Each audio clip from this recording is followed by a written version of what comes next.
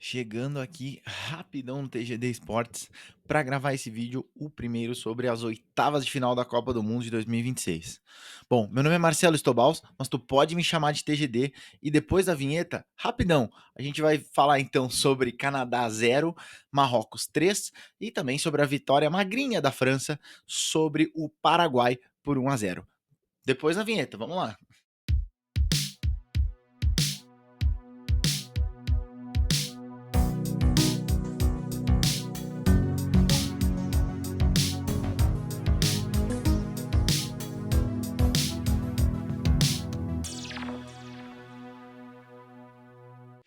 Então, gurizada, vamos falar, né, assim, como é que se fala aula de contra-ataque em árabe?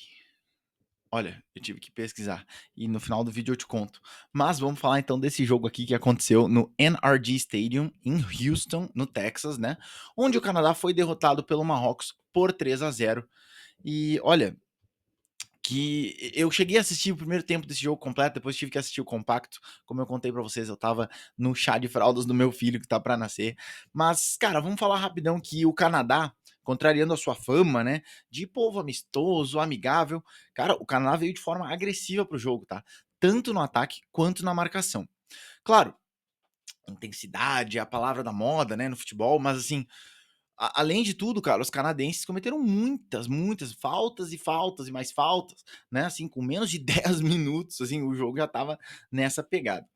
E aliás, tá, a partir dos 15, 20 minutos, o Marrocos também começou a bater, né? Assim, e cara, a diferença é que o Canadá, assim, chegava forte, entrava forte nas jogadas, assim, mas com lealdade, né?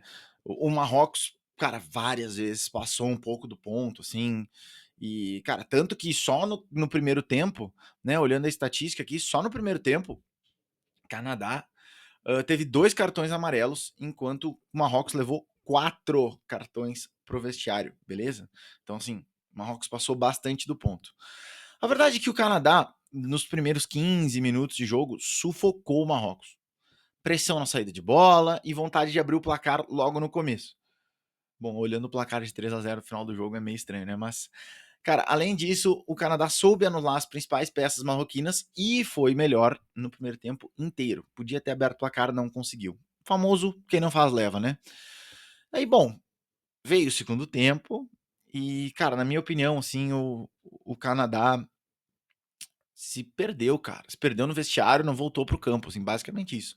Né? Teve uma ou outra chance, claro, com os melhores jogadores do time, né? O Jonathan David, um meia atacante, e o Buchanan, que é um meia direita. Só que o setor de criação, cara, realmente ficou devendo no jogo, né? Assim, então, acho que o destaque aqui não é nem quem estava em campo, mas quem não estava em campo, né? Porque as falhas defensivas, claro, porque, pô, não existe tomar 2 gols iguais, né? Não existe tomar 2 gols iguais, basicamente o cara rolar pra entrar da área e o outro chegar chutando. Mesmo que um tenha sido uma falta, né? Cara, a ausência do Alfonso Davis, o lateral esquerdo, o meia esquerda, né? Cara, fez o time, assim, ficar meio que acéfalo, assim, sem ter muito aquele setor de criação, sem ter muito, né, muita criatividade nesse meio campo que acabou não construindo nada, né?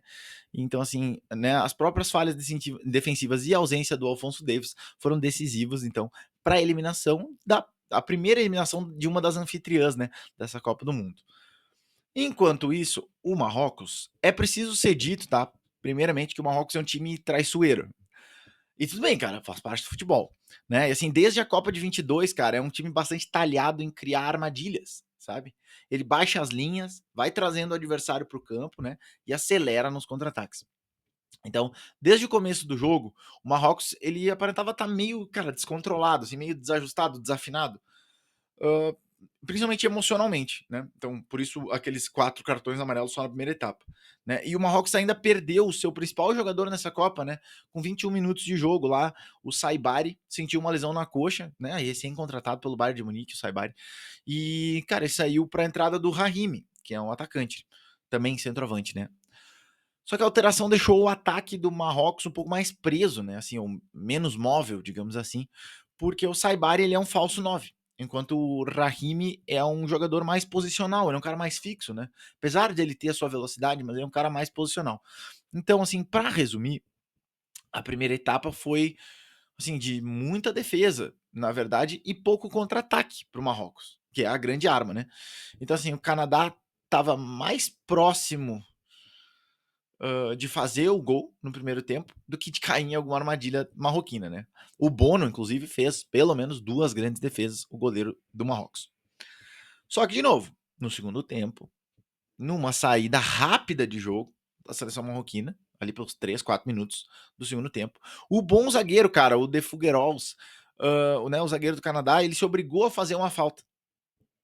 E aí, jogada ensaiada na falta, gol do Marrocos, bem no comecinho do segundo tempo. E aí o jogo ficou na feição para os atuais campeões da Copa Africana de Nações, tá? E quartos colocados da última Copa do Mundo. Eles são traiçoeiros, cara, eles são talhados para isso. O time é organizado para isso. Então, assim, os contra-ataques vieram ao natural. Afinal, o Canadá precisava, né? Não tinha outra opção, teve que se jogar para o ataque para tentar empatar, né?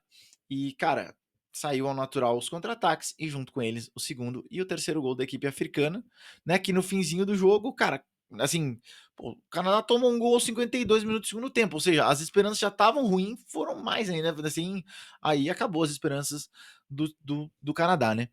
Então, além do primeiro tempo do Bono, né, o goleiro, destaque também, obviamente, para o Azzedine Ounahi, o meia, cara, não só pelos 2 gols, tá, mas ele também, assim, cara, ele foi o jogador mais perigoso da partida, ele é o que chegava, ele era o cara que fazia acontecer nesse time do Marrocos.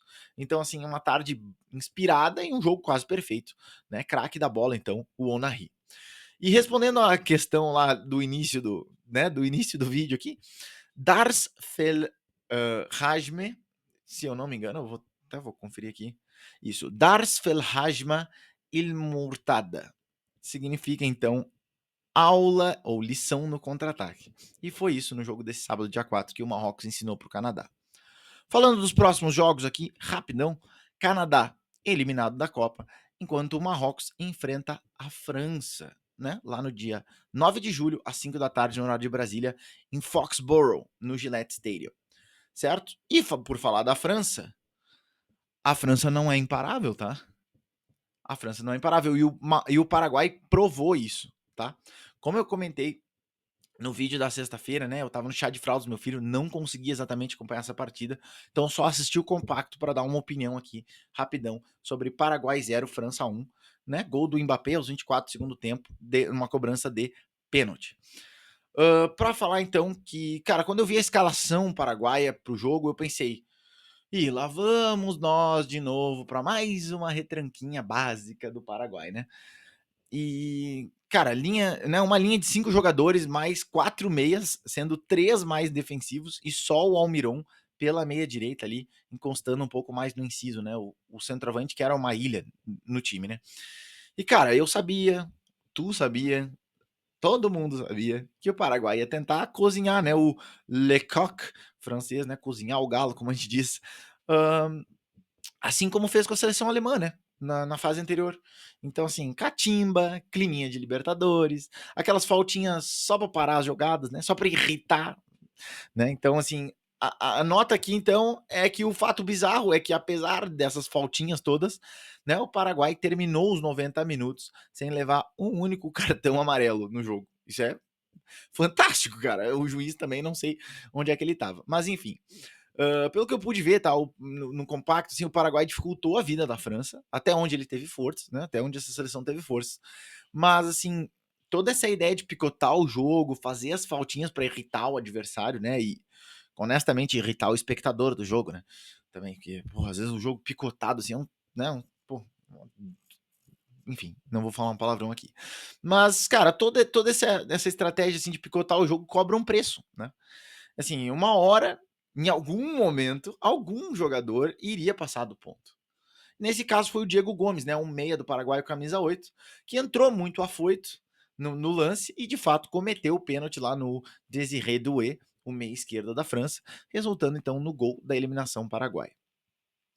Falando da França, para a gente já encaminhar o encerramento do vídeo, cara, a França, né, a última melhor seleção dessa Copa do Mundo, depois que Cabo Verde provou que a deusa Argentina também sangra, né? Então, a última melhor seleção dessa Copa do Mundo veio para o campo para mostrar que o melhor ataque da competição não tem medo de retranca.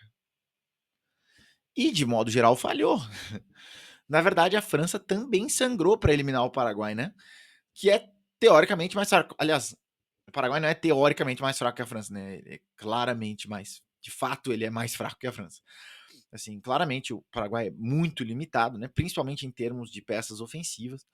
E assim, se comparado com a França especificamente, então a discrepância é abismal, né? Não dá nem para comparar, por exemplo, o Enciso com o Mbappé, né? Enfim, o que eu quero dizer é que mesmo assim, mesmo com inferior qualidade, né, a retranca a paraguaia segurou o Mbappé, o Olise, né? E, cara, isso precisa sim ser levado em consideração, né? Assim, o Paraguai foi eliminado, mas a França perdeu a aura de invencível, né? Nós somos a melhor do mundo, a gente é o melhor ataque da Copa do Mundo, a gente é invencível. A França não é imparável. E essa Copa do Mundo, cara, não tem jogo ganho de véspera. Então, assim, mais uma vez, como eu não consegui assistir ao jogo, né, devido ao meu outro compromisso, eu destaco aqui não os melhores em campo nesse jogo, mas os jogadores que fizeram a diferença, pelo menos até aqui, né, em cada uma dessas duas seleções. O Enciso, o atacante do Paraguai, cara, fez uma Copa do Mundo espetacular, tá? Foi titular em todos os jogos, né, contribuiu com 2 assistências e um gol, né, nesse torneio. O gol foi contra a Alemanha, se eu não me engano. E pelo lado da França, claro, né, Kylian Mbappé, mais um gol, sétimo nessa Copa do Mundo, né, se candidatando a roubar o posto do Messi como o maior artilheiro, né, da história das Copas. E assim, claro, considerando que o Messi vai se aposentar, pelo menos vai se aposentar da seleção, né, depois dessa Copa do Mundo, então o Mbappé tem tudo para nas próximas Copas, né, o Mbappé deve jogar pelo menos mais uma Copa, né, pela idade. Então, se bobear até duas. Então, muito provavelmente o Mbappé vai se tornar o maior artilheiro da história das Copas do Mundo. Enfim, para a gente encerrar o vídeo aqui, esse vídeo rapidão, só para falar então que o Paraguai está eliminado da Copa do Mundo e a França, né, como eu disse antes, a França enfrenta o Marrocos na partida de quartas de final, primeira partida já definida de quartas de final, no dia 9 de julho, às 5 horas da tarde, no horário de Brasília, em Foxborough, no Gillette Stadium. E aí, a França é imparável mesmo, né? E como é que se fala então? Aula de contra-ataque em árabe. Acho que o Marrocos mostrou para todo mundo.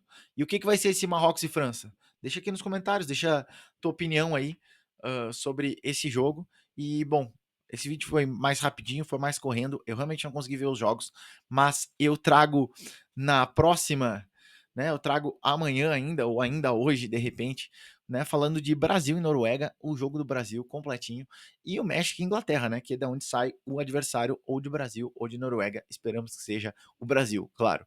Bom, meu nome é Marcelo Stobalz, mas tu pode me chamar de TGD, tu pode deixar teu like também, te inscrever no canal e, cara, vamos pra cima deles, Brasil. Essa Copa do Mundo, olha, nem Argentina, nem França, os grandes bichos papões dessa Copa do Mundo estão com essa moral toda. Então, ó, o sonho do Hexa tá bem vivo, bem real. Mas a gente fala do jogo do Brasil, né? Depois, depois que ele acontecer, ainda hoje de noite ou amanhã. Bom, bom domingo, dia 5 para todo mundo. Bom jogo para nós aí da seleção brasileira. E eu te vejo na próxima resenha. Valeu.